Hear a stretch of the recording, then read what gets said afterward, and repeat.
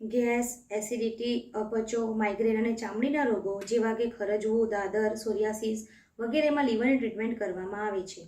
લીવરની treatment કરવા માટે સૌપ્રથમ ડાબા હાથની હથેળીમાં આ જે ત્રિકોણ જેવો ભાગ છે તે લીવર એરિયા છે અને તેના પર કલર થેરાપી કરતાં પહેલાં અંગૂઠા કે જીમી વડે આ રીતે મસાજ કરવાનું રહેશે.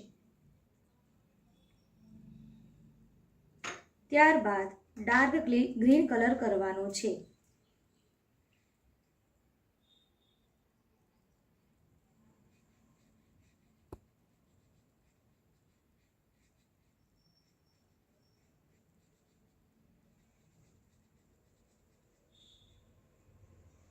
કલર સામાન્ય રીતે 4 થી 6 કલાક રાખવાનો હોય છે.